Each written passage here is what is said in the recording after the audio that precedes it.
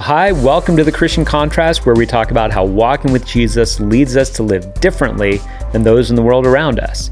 I'm Dan here with the solo episode, and we are going to be talking about sports. So that's why I have my Dodgers cap on to represent the team that I've been rooting for the last 35 years.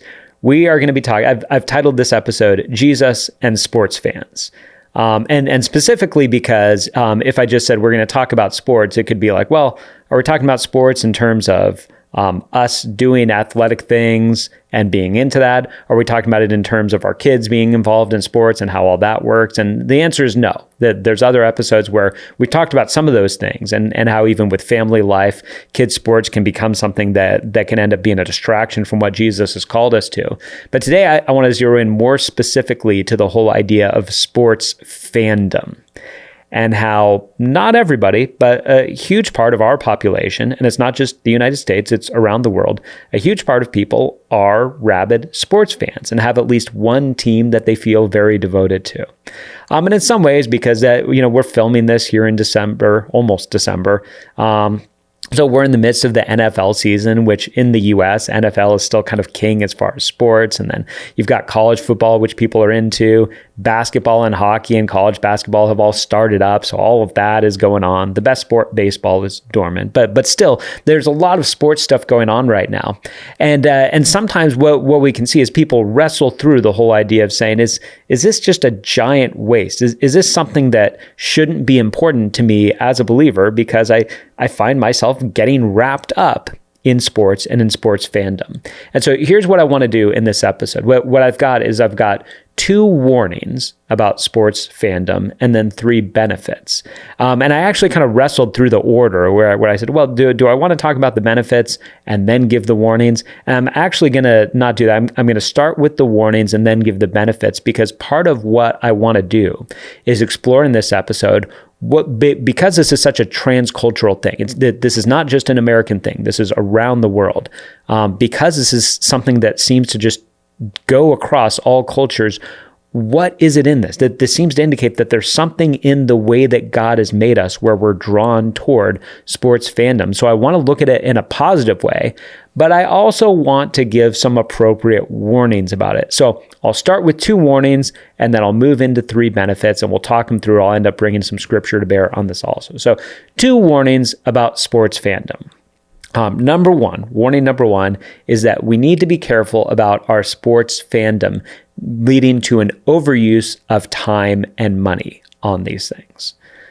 So just in the same way that if we're talking to parents about how many sports are your kids involved in, it can end up being something where we're saying, gosh, are your kids unable to be involved in the life of the church or involved in just healthy activities because we've overrun them with sports things? This can actually happen just in terms of being a sports fan. That if you're into all sorts of sports, there's always something to watch. There's always something to follow. I know people, now this is funny because, and I'll talk about this a little bit later, but I know people that family bonding over sports has been a unique thing that has drawn people together. But I also know of people who grew up in a family where, in particular, dad was a big sports fan, and that ended up to them indicating I'm not as important. I feel sort of left out. I feel unimportant because sports are always on, and I'm not into sports, and so I don't know how to engage in this. So I do think that there's a worthwhile warning of saying, man, if we are really into our sports fandom, we can end up spending too much time. And so that would lead to, hey, I can't come to that church activity because I got to follow my team, or I'm distracted while I'm at life group because I'm checking the scores of this, or I'm not going to go be involved in these other things because I've got to track my sports, or just in terms of, man, buying tickets for games is expensive. Buying gear for your sports team is expensive. Getting these days, sort of getting all kinds of streaming opportunities, all the right ones in line to be able to watch the sports. This can all be a significant use of our time and our money. So it's worth, at the very least, taking a step back and saying, being a sports fan is not wrong, but we all should be on the lookout to say, am I spending too much time or too much money on this? Does the amount of time and money that I spend on this sort of rightly reflect the place that this should have in my life, or is it outsized? So warning number one, there can be an overuse of time and money surrounding sports. Warning number 2 is that being a sports fan can genuinely lead you to place your hope in the wrong spot. One of the things I noticed this about 5 years ago, because I love sports. I'm a big sports fan. And in particular with the Dodgers, I've been a real heartfelt fan since I was 10 years old. When the Dodgers were in the World Series against the cheating Astros back in 2007, I was amped. I was looking for the first time in nearly 30 years that the Dodgers were going to win the World Series. I loved that team. I really wanted it to happen. Would have happened if the Astros hadn't cheated. But the point is this. If you remember that World Series in 2017, those games were wild. I mean, those games were roller coaster games, back and forth, leads and comebacks. I genuinely, with a couple of those games, I found myself so up when the Dodgers were doing well and so down when they were losing that I genuinely thought I was going to end up having health problems from this. I genuinely was looking at myself and saying, I should not be this into this. I should not be this elated when the Dodgers score and this devastated when they give up runs. That's too much. And to me, it was just this little bit of a signal. It wasn't the first time I'd ever experienced it, but just a little bit of the signal saying, why am I this up or this down about it? This isn't just kind of like I'm happier than I would normally be because the Dodgers won, or I'm a little bit sadder than I would be because the Dodgers lost. It was like it was going to indicate what kind of a day I was having or what kind of a week I was having. And that to me was a major signal of saying, man, I am too wrapped up in this. And if you're a sports fan, you know that this sometimes happens where if your team loses, you almost feel this sense of shame, like you're a little bit embarrassed because you're going to see friends and they're going to bring up that your team lost and you feel this little sense of shame. And it's like, it's this weird thing. It's like, you didn't do anything.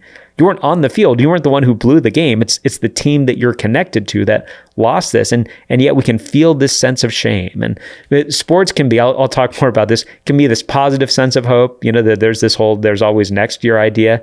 But there also can be this living and dying. Like my hope, my optimism in life right now is set on how is my team going to do. And I think that this happens all the more when there's a deficit of hope in other places in our lives. If you're looking at it and you're like, hey, my job is fine, I guess, but I'm not really finding hope in my job fulfilling me. Maybe in your marriage, maybe you're either divorced or maybe you are still married, but your marriage kind of feels like it's just there.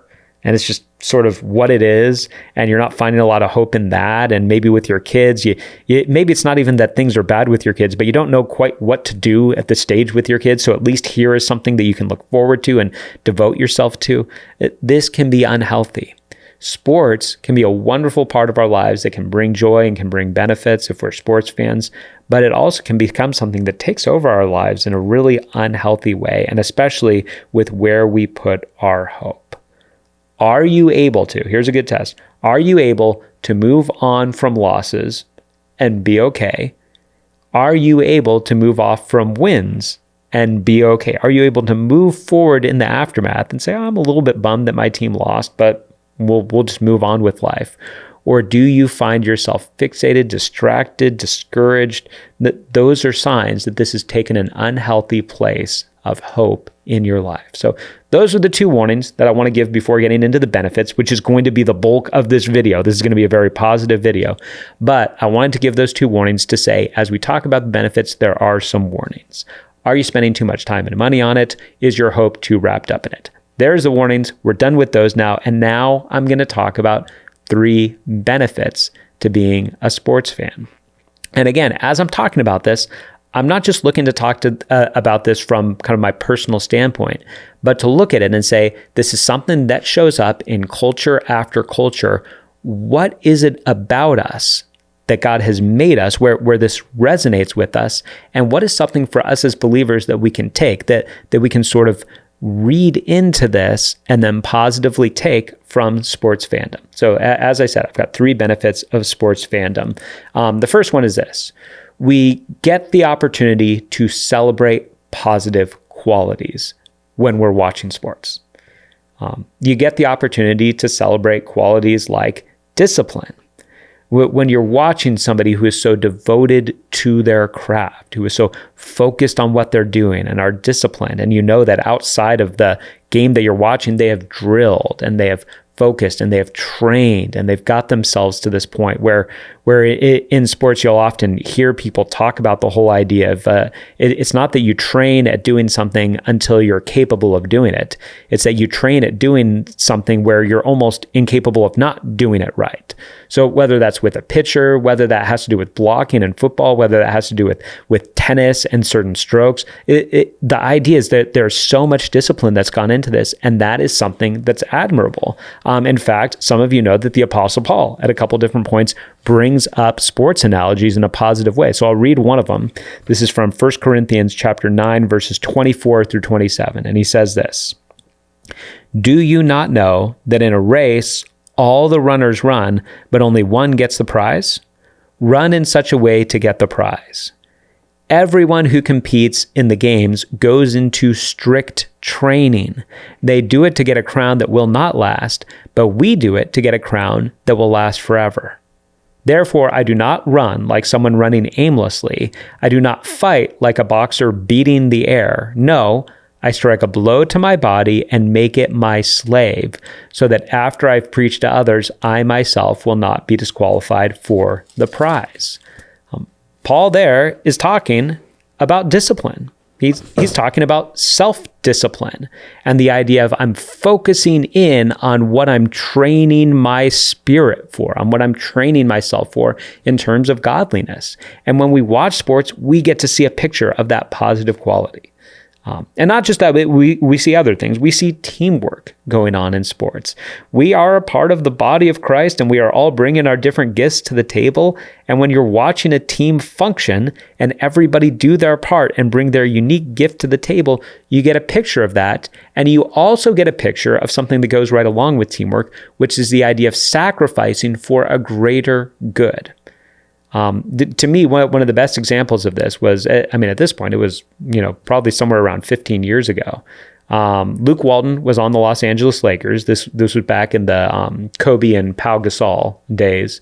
And Luke was a starter. He was a starting small forward on the team. And he was a good, serviceable player, not a star, but a good, solid player. And the backup small forward was named Trevor Ariza. And Luke Walton got injured for a little while, and Trevor Ariza stepped into his role. And Luke Walton actually, when he was back from injury, ended up going to the coach and saying, "I think we need to start Trevor. I think this gives our team the best option to win." So this was a starter on a team that was one of the championship favorites and ended up winning back-to-back championships, going to his coach and saying, "I think what we need to do here is we need to have me have a less prominent role and him have a more prominent role." You can almost hear right now the words of John the Baptist in John chapter 3. "He, Jesus, must increase, I must decrease." And also, at any time any of us are involved in the church, the idea of saying we've got a mission to do. We are looking to passionately pursue life in Jesus and lead our neighbors to do the same. So you know what? Whether that involves me up front or me behind the scenes, I don't care. Whether somebody else gets the credit for something or I get the credit for something, I don't care. I just want to see the job done. And in sports, not as frequently as we should, but we get opportunities to see that. And then finally, one more quality to put in is just the idea of perseverance. The idea that in sports, you see people push through injuries and push through fatigue and push through challenges. Paul in 2 Timothy, which most agree is his final letter before his execution, he says in 2 Timothy chapter 4, verse 7, he says, "I have kept the faith, I have finished the race." It's the idea of I have kept going, I've persevered to the end. I didn't give up anywhere along the way. I'm a fan, not only of the Dodgers, but in terms of football, I'm a fan of the Buffalo Bills, which if you're an NFL fan, the first thing that you think of is that the Bills went in the 90s to the Super Bowl 4 years in a row and they lost all 4 of them. Yeah, that was tough. In one of those Super Bowl runs, the Bills had a first round game, a wild card game, where they were losing 35-3 early in the second half. They were being absolutely demolished. And then if you're aware of what happened, the Bills chipped away, they didn't give up, and they ended up making the most dramatic and the largest comeback in playoff history, and eventually winning the game 41-38. It's a game that I love to go back and rewatch. But it's a picture there of, man, you are down and you could just give up, but they kept going. And we have pictures of that in sports all the time. Man, in our lives, we get discouraged and we want to give up, to keep going. So just in watching sports, we get opportunities to celebrate positive qualities that have applications into our own lives. That's the first benefit that I want to talk about with sports. We have the opportunity to see and celebrate positive qualities and apply them to our own lives. That's benefit number one. Benefit number two is that through watching sports, we experience a story. We experience a drama. And one of the reasons why I think we like it so much is because it's an unscripted drama. Sometimes you're watching a movie and it's not that there's anything bad about the movie, but it just feels very predictable. It feels very paint by numbers, where you're like, I know what's going to happen here and I can kind of pretty well predict how this is going to unfold. When you're watching sports, it's not that you can't ever predict, but this isn't scripted. There's uncertainty. You don't know at the end that the good guys are going to win. Sometimes your team loses and you're just like, oh, that's it. Somebody else's team gets to celebrate. So we end up with this unscripted drama that has storylines going into it and has a beginning and a middle and the end, and there's ups and downs, and there's almost if you're watching the aftermath, there's almost a plot line to what's unfolding here and adjustments that happen and the crisis moments that come to the teams. We're watching an unfolding drama. And so here's the deal. I know if you're a sports fan, you have times that your team wins and times that your team doesn't win. So I want you to focus in on the times that your team won and the times that it was a compelling victory that they had. In those times, here's what you get a picture of. You get a picture of what it's like to be in a situation where at some moment it feels like all is lost, and then good prevails, or the happy ending comes.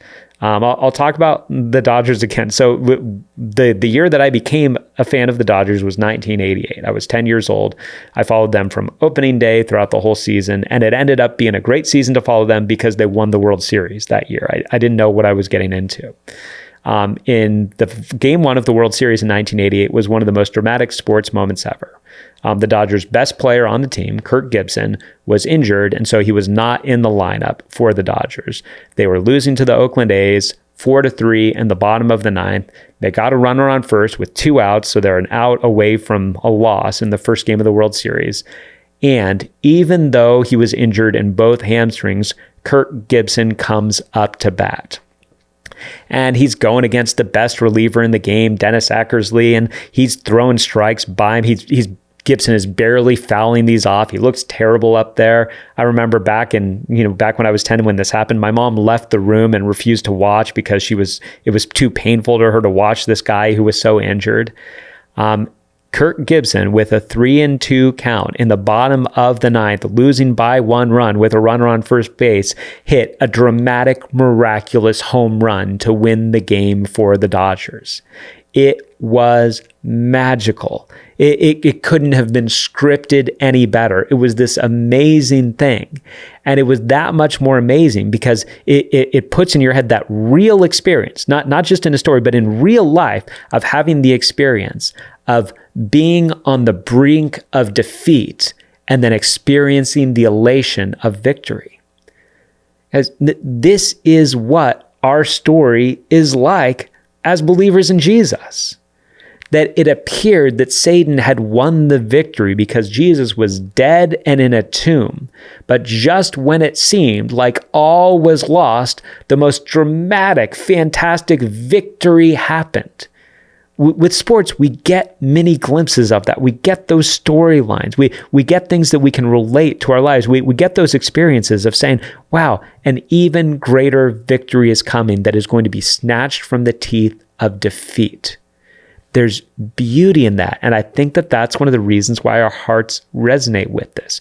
You never know when you're going to see something amazing when watching sports. It might end up just being something that sort of is like, yeah, that was a normal game, nothing remarkable, but you never know what you're going to experience. You never know if the beauty, the excitement, the drama that you're going to experience. And we all like stories. God has made us with stories. We are in the midst of a story that he is telling that involves losses and challenges and drama and will ultimately end in victory. Now, that's the second benefit of being a sports fan. You get that experience. You get the beauty of that. And so anytime you experience that happening, use that as a way of saying the reason my heart so resonates with that is because that is a small picture of the story that I'm in right now. And this story ends with victory because of Jesus. And finally, here's the third benefit of being a sports fan.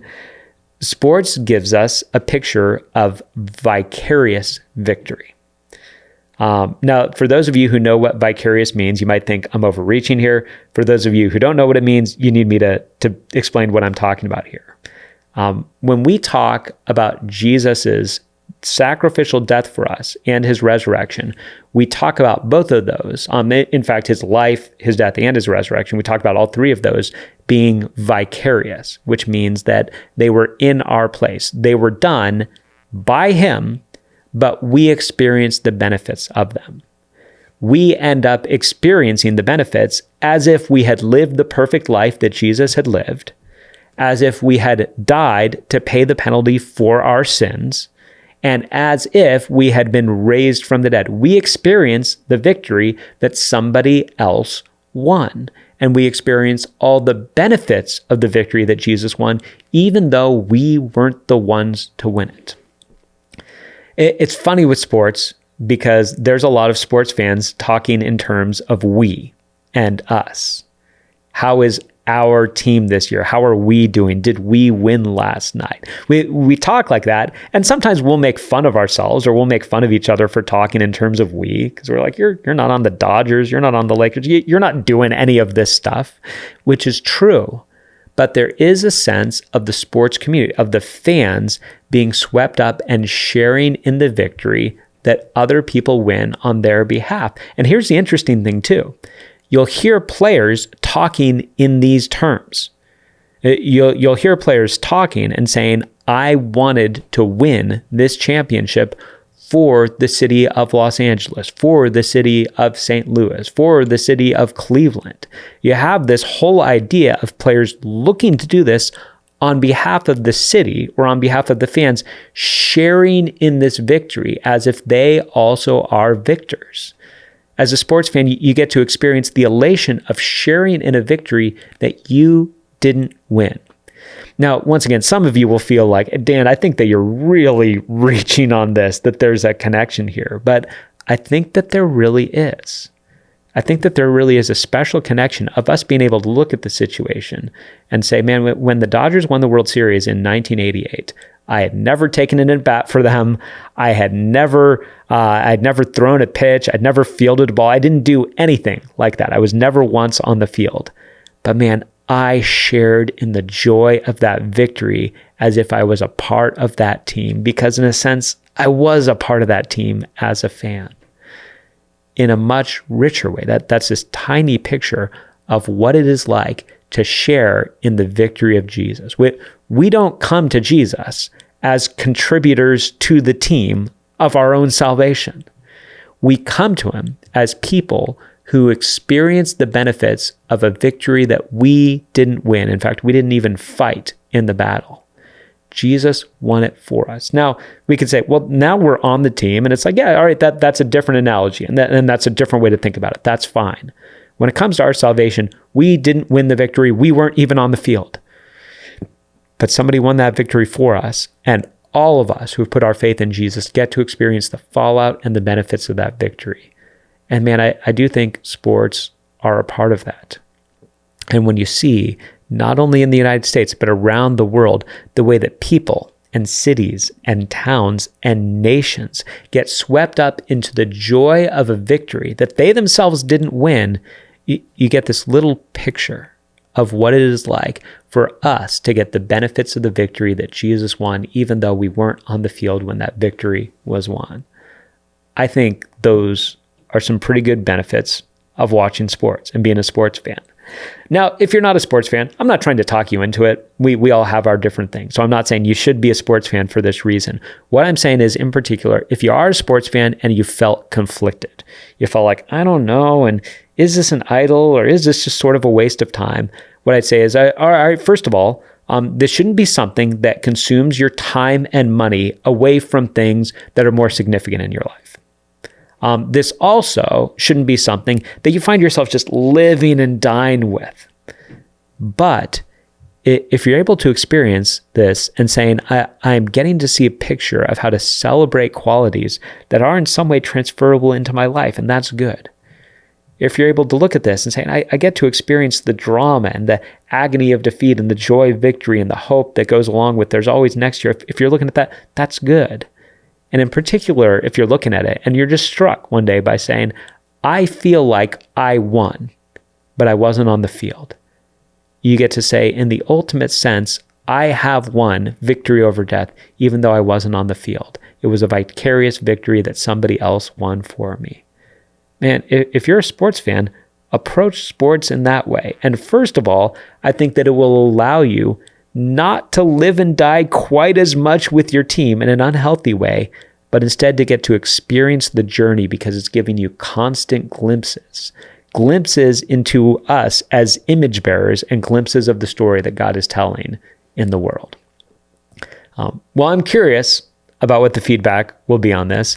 Not as controversial as some of the things that we've talked about, but some of you might have questions, you might have thoughts, you might have pushback, you might have another warning that you feel like needs to be given, or you might have another benefit that you feel like should be mentioned and all that. And all of that is great and fine. I'd love to interact with those. I always like to go back and look at the comments on our episodes. You can find all episodes of The Christian Contrast on our YouTube channel for Life Bible Fellowship Church, and you can also find them on our website, lbf.church.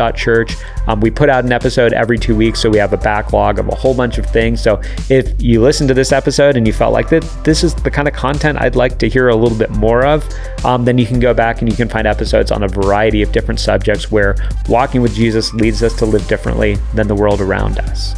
We'll be back in 2 weeks with a brand new episode. Thanks so much for taking the time to listen. We'll see you in 2 weeks.